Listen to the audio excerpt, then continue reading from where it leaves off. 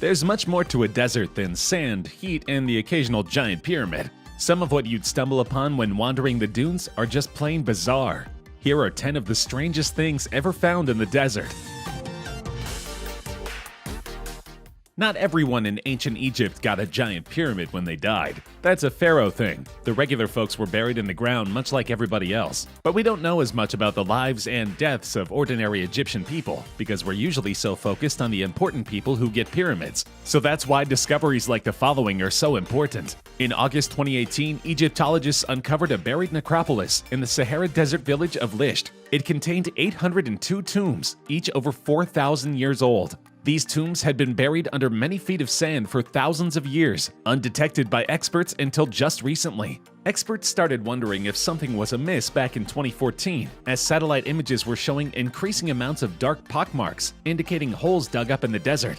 As the dark spots multiplied more and more, researchers decided to see what was under the sand that was just so interesting. What they found were 802 interlocking tombs dating back to ancient Egypt's Middle Kingdom. Many of these tombs could house multiple bodies. Some had room for up to 8. Since families tended to be buried together, even extended family members like fourth cousins 3 times removed needed all the room they could get. Unfortunately, by the time archaeologists uncovered the graves, they were mostly empty. The holes satellite images discovered were caused mainly by looters, who knew about the necropolis but weren't exactly keen on alerting the authorities. Still, they found plenty of shards of art and pottery, and even some human remains. They hope this will provide insight into how everyday folk lived during the still mysterious Middle Kingdom. Hopefully none of the bodies buried there cursed whoever dug up their graves, as that mischievous King Tut did. Central Australia is mostly desert, with a few towns scattered here and there, meaning there's plenty of room to find something unexpected among the mountains and kangaroos. We'd say a gigantic man etched on one of those mountains qualifies as unexpected. Dubbed Maori Man, after the tiny 150-person town nearby. This geoglyph depicts what appears to be an Aborigine man, wielding either a boomerang or a stick. It's 1.7 miles tall, has a 17-mile perimeter, and stretched out over 620 acres. In 1998, a helicopter pilot discovered Maori Man while flying above the outback. But over 20 years later, we still know virtually nothing about Maori Man. We don't even know who he's supposed to be, what he signifies, or even who created him. Experts found various stakes planted in the ground, which likely helped map out Maori Man, but that still raises tons of questions. Namely, how did they know to do this? Even though it was created shortly before discovery, that means whoever did it did so in an era when GPS was primitive at best. We were still several years away from MapQuest messing up every other direction. And yet Maori Man came out perfectly, with nary a mistake anywhere. To this day, nobody knows how such a feat is possible. Whoever is behind Maori Man, provided they're still alive, isn't interested in coming forward. They probably enjoy the mystery they've built up, which came complete with phony press releases sent out shortly after discovery. Based on the language and terminology, it sounded like Americans were behind Maori Man. However, it's now believed that those press releases were intentionally written in an American style to trick people. Maori Man's real creator remains a mystery. If you happen to know who is behind the geoglyph, feel free to contact an Australian entrepreneur named Dick Smith. He's offering $3,700 for any information leading to the identity of Maori Man's parents. It's not life-changing money, but it would afford you a vacation in a charming Australian city, where kangaroos are less likely to kick you in the head. Back in April of 2003, the US invaded Iraq to look for weapons of mass destruction. They never found any, but they did find something much weirder: a whole bunch of fighter jets buried in the sand. Uncovering planes in the sand would be strange enough on its own, but these weren't exactly old, outdated models. Instead, they were MiG-25 Foxbats and Su-25 Frogfoot fighter bombers. These were top-of-the-line fighters that Iraqi dictator Saddam Hussein relied on to help defend his nation. The problem was they were only top-of-the-line against nearby nations. Against the incoming Americans, however, he knew his Air Force didn't stand a chance. He also knew that if the Americans found the grounded planes, they would strip and destroy them, even if fighter planes aren't WMDs. So he decided to hide the planes under the sand. His thinking appeared to be that once the Americans left, he would dig his aircraft back up and go back to terrorizing nearby nations with them. It wasn't a bad idea per se. When the US stumbled upon the planes, they were still in good condition. Many of them didn't have wings, but otherwise worked fine, even after filling their engines and cockpits with several months' worth of sand. Unfortunately for Saddam, the entire plan hinged on his staying in power after the Americans left. That didn't happen. He was captured by US forces in December of 2003 and executed in 2006. As for the planes, they didn't survive very long. The US Air Force didn't exactly have a use for them after all. On your list of animals whose bones you'd expect to find in the desert, whales are likely at the bottom. So in 2010, when researchers stumbled upon a desert gravesite littered with the bones of around 40 whales, they were understandably flummoxed. Experts discovered the nearly complete whale fossils in Chile's Atacama Desert. Also, they unearthed the bones of seals, extinct dolphins with walrus-like faces, and an extinct aquatic sloth called Thalassocnus. In other words, this desert has somehow come to possess the bones of sea creatures. For a while, nobody knew what had happened, or how the fossils wound up in a desert. After all, the nearest coastline is over half a mile away. But in 2014, paleobiologists at the Smithsonian Institution arrived at a sensible conclusion. All the animals died at sea millions of years ago thanks to toxins caused by algae blooms, and their corpses washed up where we found them. But back then, the Atacama area was either underwater or had a shoreline. Since then, tectonic plates have overlapped enough that Atacama is both high above sea level and completely dry. The fossils, however, remain buried there, until paleontologists sent many of them packing to various museums. Likely, however, hundreds more fossils are still buried deep in the desert. Given the number of layers paleobiologists have uncovered, the toxic algae struck at least 4 times over history. That's a lot of dead whales. Some things are only mysterious because they look that way. Such is the case with the Egyptian cones, an incredibly bizarre bit of art way out near Egypt's Red Sea, which we already know most everything about. It's still plenty weird though.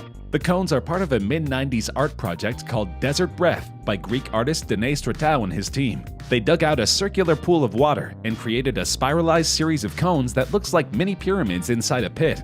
It's curious enough when seen from the ground, but positively breathtaking when viewed from the sky. Or at least it was. Stratau's goal was to create artwork that would fade and erode over time, and that's what has happened. Years later, the pool of water is dried up, and the cones are barely visible from up high. They mostly look like a bunch of holes. As for how Stratau put Desert Breath together, that's about the only genuinely mysterious part of the whole thing. Nobody's sure how he did it, and he's not telling. An artist, like a magician, never reveals his secrets. If you're ever in the West Texas desert and get a hankering for designer purses, head on over to the Prada store right off of Route 90. There you'll find absolutely nothing, because it's not a real Prada store. Instead, it's an art exhibit that purposefully looks entirely out of place among the sand and tumbleweeds. In 2005, the art duo Elm Green and Dragset set out to install a phony Prada store somewhere in the desert. They wanted to make a statement on how capitalism can taint even the most remote of natural spaces. They eventually settled on an area about a half hour from the minimalist art mecca that is Marfa, Texas. They dubbed their creation Prada Marfa and left it out in the desert to age and make its statement. With no working door, you can't enter the single-room exhibit, though you can view legitimate Prada handbags and shoes through the window. The sheer weirdness of a luxury retail store just randomly appearing in the middle of the desert makes Prada Marfa a significant tourist destination. This has only increased in recent years, thanks to people's ability to crow about cool stuff on the internet. At one point, pop megastar Beyoncé uploaded a photo of her visiting Prada Marfa to her Instagram, which instantly increased the art's exposure millions of times over. An episode of the show Gossip Girl once displayed a Prada Marfa sign, further establishing it as a hip place for hip people to act hip in the hippest way.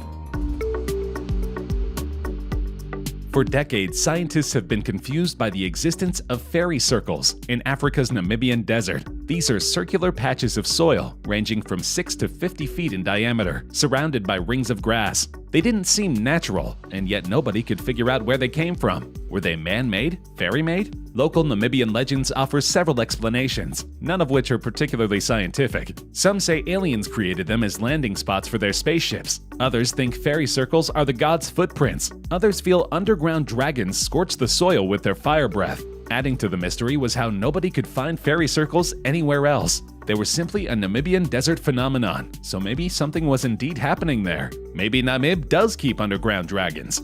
Or so we thought until 2016, when ecologists discovered similar fairy circles in the Australian outback. So it was not a local deal, and there had to be a natural scientific explanation for the circles.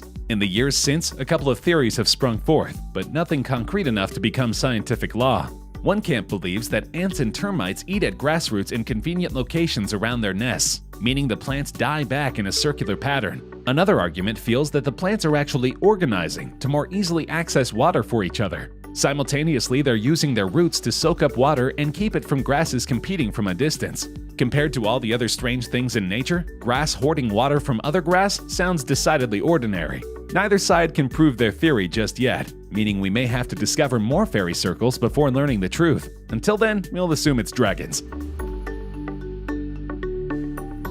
Imagine wandering the desert and coming across a field of half-buried cars. You'd probably wonder what in the world is going on, especially since these cars are covered in graffiti. As it turns out, such a site does exist, and it's 100% there on purpose. In the deserts of Amarillo, Texas, you'll find the Cadillac Ranch. It's been there since 1974, when a group of hippies called the Ant Farm partnered with Stanley Marsh. No, not the kid from South Park, but an eccentric billionaire businessman who enjoyed messing with people as much as he enjoyed making money. Armed with his money, the Ant Farm procured 10 Cadillacs, drove them to the desert, buried them nose down in the sand, and left them there. Simple as that. Marsh wanted art that would, as Roadside America put it, baffle the locals, and he did just that. He also gave the locals carte blanche to destroy the art. Visitors quickly started adding graffiti to the Cadillacs when they weren't busy ripping pieces off to show the folks at home. Marsh and the Ant Farm decided they were okay with this and allowed their art to beget other art. Decades later, the Cadillac Ranch is still active, and you can still visit and mess with the cars. Deface them, take silly pictures with them, or just be baffling. It's what Stanley Marsh would have wanted. Deserts tend not to sport giant lakes, unless you're a dehydrated cartoon character staring at an illusion. How then to explain Lac de Gafsa, a large lake that's not only real and not only smack dab in the middle of the Tunisian desert, but that didn't exist before 2014?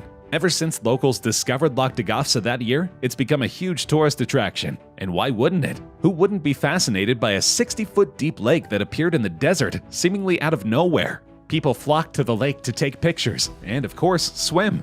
This has caused concern from locals, who, knowing how phosphate-rich the nearby soil is, worry that the water may be toxic. Those fears compounded when the water changed from bright blue to foggy green. Luckily, no test thus far has suggested any toxicity, but that still doesn't explain where in the world the lake came from. Some local Tunisian people think it's a miraculous sign from above. Science, ever the party pooper, has an alternate explanation. Their theory is that in 2014, the area suffered a small earthquake that damaged the rock around a small section of surface-level water. This rupturing caused millions of gallons of underground water to come shooting up to the surface, quickly forming a lake. As for the color change, that's likely due to the water finally no longer actively flowing. Once lake water stagnates, it tends to fog up and turn green, which is likely what happened to Lac de Gafsa. Whether it be science or a miracle, it sure does look refreshing. Everybody into the pool!